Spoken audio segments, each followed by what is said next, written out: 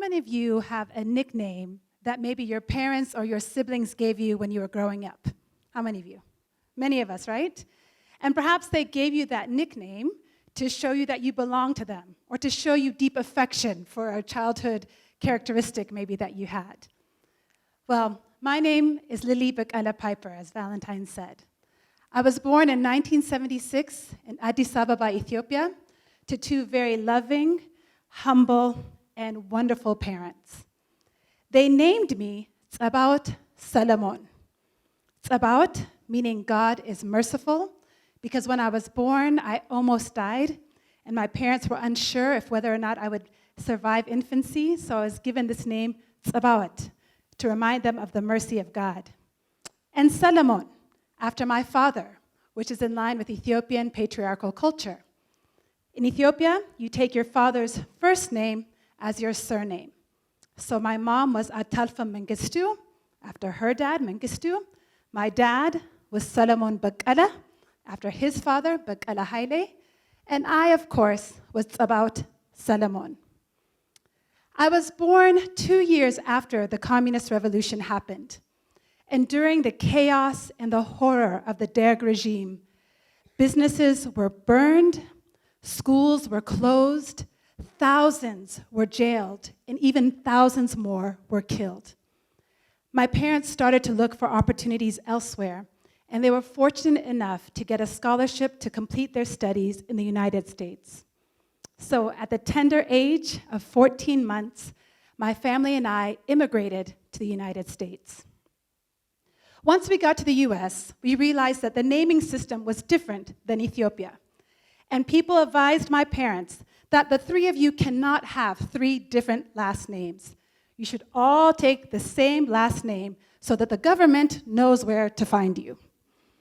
So, very soon after arriving in America, my name went from being Tzabaot Solomon to Tzabaot Bekele, in line with my dad's surname, his father's name. When I began school, as you can imagine, many people struggled with my name. How do you say it again? Sabeth? Sabaoth? Saboth? Sabout? And I would just stop them and say, Tzabaot. They could not get it. Eventually, after a couple of years in school, a teacher or a friend, I don't remember who, asked me, isn't there any other name that we can call you? And I said, well, my dad calls me Ilili Kia, which means my flower. All they heard out of Ilili Kia was Lilly. So somewhere around the second grade, I went from being Tzabaot Solomon, Tzabaot Bekele, to now Lilly Bekele. I grew up in the middle part of the US, which is a very friendly place to live. But I moved a lot, and I went to 5 different primary schools. When I was 10, in 1986, my family moved to the southern part of the US, to a town called Greenville, South Carolina. Now, the South is very different from the Midwest. It's famous for many things. South Carolina is the home of civil rights legend Jesse Jackson, jazz aficionado Dizzy Gillespie, and Black Panther himself, Chadwick Boseman, Wakanda forever. The South was also a place where my family basically had to relearn American culture. We had to get used to cultural norms of saying, yes, ma'am, and no, sir. And of course, there was the issue of my name. When I went to the South, I went from being Lilly Bekele to Lilly Bekele. My name changed again. I'll never forget, in 5th grade, learning about the American political system. We had been learning about the Electoral College and how people were elected. I was really inspired by that, and I've always been a gregarious and outgoing kid. And that day, at the lunch table, I announced to my friends, one day I would be the first Black female president of the United States. Thank you.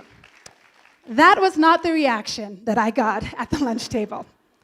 I don't remember what my friends said, but I do remember very clearly the boy that I had a crush on and who I thought was very cute looked me in the eye and said, America will never elect a black woman president.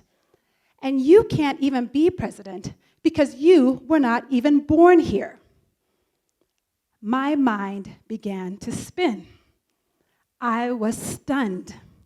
You see, even though we had been in the United States now for over 10 years, my parents had instilled a very deep sense of Ethiopian identity.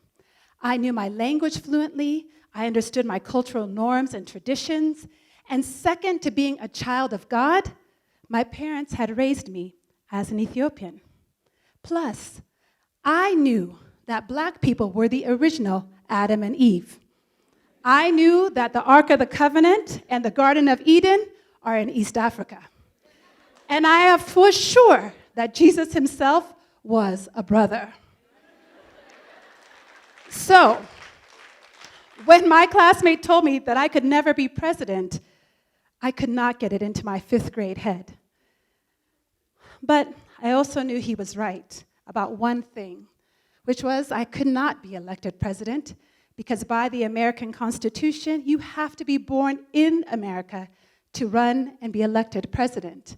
And of course, I was from Ethiopia. And 5th grade was the moment where I started to struggle with my identity. See, your name is one thing, but that name represented all of who I was. An Ethiopian, an immigrant, a woman, a black person. And in 5th grade, I started to wonder if these identities would indeed limit who I could be, contrary to everything my parents had ever told me, which was that I was limitless. But at age 10, I started to wonder. I went through middle and high school, and like many of you, I had my ups and downs and my dramas and my issues. But by the time I graduated high school, I felt comfortable being an Ethiopian American immigrant who was also a proud black American. And on my high school diploma, it says S. Lilly Bekele. So that's about is not there, but I left the S just to keep it edgy. I went off into university feeling like I had started to figure out who I was. I got to my university, which was predominantly white, and realized that the name Bekele was a signal to other people of the uniqueness of my black identity. See, my school was pretty large, about 5,000 students, but there weren't any other Ethiopians enrolled, which was a bizarre feeling. On the one hand, there was no one to tell me I wasn't Ethiopian enough, or I wasn't the right kind of Ethiopian, and at the same time, it was incredibly isolating and lonely, and it reminded me how it must have been for my parents when they came to the United States, being the only person who represented your people. But being Ethiopian in an academic setting added nuance and interest to my classes. My professors were compelled by my story. My classmates thought being an immigrant was quite unique, and I would get asked questions, and I was happy to answer them. I'm pretty sure that my Nigerian economics professor gave me a B+, in part because I was a sister, straight out, kind of, the motherland. I was happy to give my Italian professor a book on the Battle of Adwa. Of course, the time where my people defeated his people. Being Ethiopian, being black, was a powerful thing in university. And once I had started to really feel comfortable and really understand my identity, I realized now is the time to look for a man. So, in my 2nd year of university, I met and started to date the smartest and the kindest man I had ever met. We dated for 3 years, then we got engaged. A bit young, yes, but we got engaged, and afterwards, my fiancé asked me to consider taking his name as mine. That caused us to have a few conversations. And I explained to him, look, we don't do that in Ethiopia. Women don't change their names. And in fact, my family has already messed up our names because we have already gone from being about Solomon to Lilly Bekele, so I can't change again. But he explained to me that his surname was actually his mother's name before she got married. See, his dad had left him when he was young, and a few years after that, his mother changed her name and went back to the surname that she had growing up before she was married. So he was carrying forward his own legacy and his own story. We had many more conversations, many more debates. I was young and in love, and finally I agreed to take his name. In the year that I got married, my name changed again. And I went from being Tzabat Solomon, Tzabat Bekele, Lilly Bekele, to now Lilly Bekele-Piper. Piper. I kept Bekele as my middle name, professionally, on all my documents, on my business cards. But as you can imagine, people quickly would drop the Bekele for a shorter, quicker name, Lilly Piper. Even the Ethiopians in my life started to call me Lilly Pipers. When my name changed, ironically, when I married a black man and we started a black family, I realized that my name was so critical to being a marker for the rest of the world and myself as to my identity. When people would shorten my name from Lilly Bekele-Piper to just Lilly Piper, I felt it changed who I was. Let me tell you a few stories. For example, one time I went to the airport and I had a meeting in Rwanda. I get to the airport and I'm wearing an orange scarf, and I've told the team, who I've never met, when you get to the airport, look for me, I'll have an orange scarf when you come to pick me up. They come to the airport, I wait, no one's there. Eventually I call a taxi and I go to my hotel. The next day at the office, my colleague comes up to me because I'm wearing the same scarf. And they say to me, we saw you at the airport, but when we saw the name Lilly Piper, we thought we were waiting for a white woman. We didn't know it was you. Another friend told me about her neighbors. She said, I have these neighbors, they have two very cute twin daughters. I have twins, so I was intrigued. She's like, yeah, they're so cute, very young little girls, very cute, very blonde, very cute, very blonde, very white little girls. And these twins, their names are Piper and Lilly. Those stories really reminded me why my name was so important. You see, Bekele was my anchor to being Ethiopian. It was the sign to the rest of the world that I come from a people with an ancient and proud history. Bekele was also my anchor to being black. It was what made me and gave me a sense of connection in the United States. So I started to wonder, if I lose Bekele, what will anchor me at all? A few years, well, actually many years, and 4 kids later, my husband and I decide to move to Ethiopia. He was doing his doctoral research on the Ethiopian educational system, and we had just had a 4th child. So it made sense to go to the one place that he could get data and I could get a nanny. So we moved to Ethiopia, and it was incredible. I came back for the first time to live in over 30 years.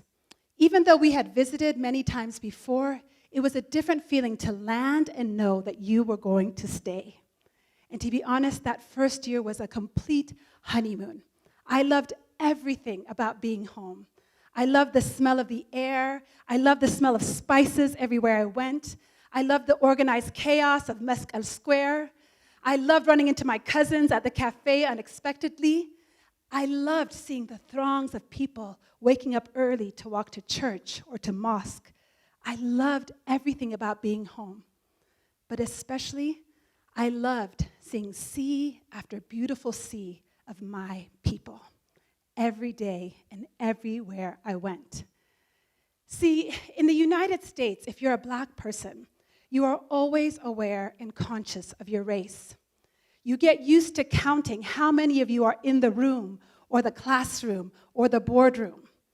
When I grew up in the Midwest, I was often the only black kid on the playground or in the neighborhood or in the classroom. When we moved to South Carolina, there were many more black people, and I wasn't the only one in the playground or on the neighborhood, but oftentimes I was the only one in the classroom. Or I would be the only one in a professional setting making a decision on behalf of people in my community. And when you're the only one, you become the representative of your entire race. You have to give the answer on behalf of a diaspora that is as old and as wide as time. But at the same time, being a Black person in America means you are connected to other people of color in beautiful ways. In the US, if I saw another Black person, I would give a small smile, or for sure the nod, right? Give a nod just to say, I see you, you are worthy, and if anything goes down, I got you. It was a beautiful thing to commiserate with Black people, sometimes that you didn't even know. And one of my fondest memories is having the parents of friends or people I didn't even know, just older Black people in my community, who would pull me aside, look me in the eye, and say, "You've made us proud." In Ethiopia, I could put that to rest because I was Lilly Solomon again. I was about Solomon again. And my name wasn't unique. It didn't stand out. It wasn't a marker to the rest of the world that I was there. I just blended in. And that was a relief. It can be exhausting to be tokenized and representative and lauded even for an identity that I really had nothing to do in creating. I was just lucky enough to be born Black, to be born Ethiopian, to be born an immigrant, and to be born a woman. I was just lucky.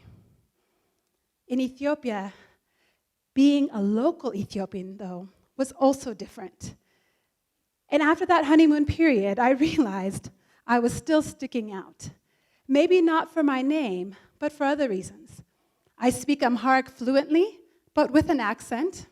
And one day when I went to the butcher, I wanted to order beef fillet. And with a small Amharic mistake, I ordered giraffe. We do not eat giraffe in Ethiopia. These kind of mistakes made me self-conscious because I realized after years of being so conscious of my Blackness in America, I was now conscious of my Americanness in Ethiopia. I had to learn how to be a local Ethiopian that's very different than being a part of the diaspora. After 4 years in Ethiopia, we had an opportunity to move to Kenya. And I found myself surprisingly willing to make the move. I wasn't ready to go back to the US, but living in Ethiopia had been harder than I thought. And I was open to a new experience in Kenya. The year that we moved to Nairobi, my name flipped again. I went from being Lilly Solomon to now being Lilly Bekele-Piper, and we moved to Nairobi. The 8 years that we have lived in Nairobi have been some of the 8 years where I have felt most at home in my life. Oftentimes people here, they drop Lilly, they drop Piper, and they just call me Bekele. And I love it. I love that whenever I travel in the region, people know Bekele as a familiar name. They assume I'm Eritrean or Ethiopian, and they welcome me.